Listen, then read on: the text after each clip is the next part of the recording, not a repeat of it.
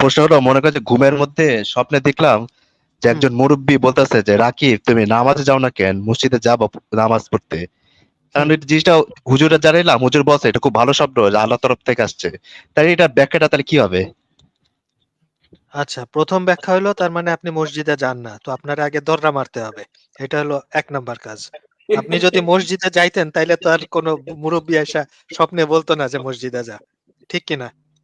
না, রাইট। মানে আমার এখানে একটু ভিন্নতর আচ্ছা, ব্যাখ্যা আছে ওটিস ভাই, আর আমার একটু ভিন্নতর আচ্ছা, ব্যাখ্যা আছে। হ্যাঁ, আমি একটু ইয়া শেষ করি, তারপরে আমি রাকিবের সাথে ভাইয়ের সাথে একটু মজা করলাম।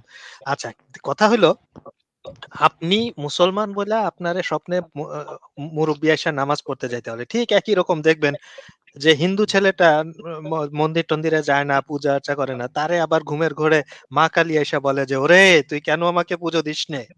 হ্যাঁ, এই বলে কান্নাকাটি করে। তো এখন তাইলে এইটাকে আপনি মানে কি বলবেন? এটা কি প্রমাণ হবে এটা দিয়ে? না, না, প্রশ্নটা তো এটাই প্রমাণ হয় যে ধর্মের একটা ভয় আছে ভিতরে, একটা গিল্টি ফিলিং। সে যে হুম, যাচ্ছে না হুম, মসজিদে, তার হুম, মানে তার প্রতিক্রিয়ায় ব্রেনে রাত্রে স্বপ্ন দেখছে, এটা কিছুই না। হুম।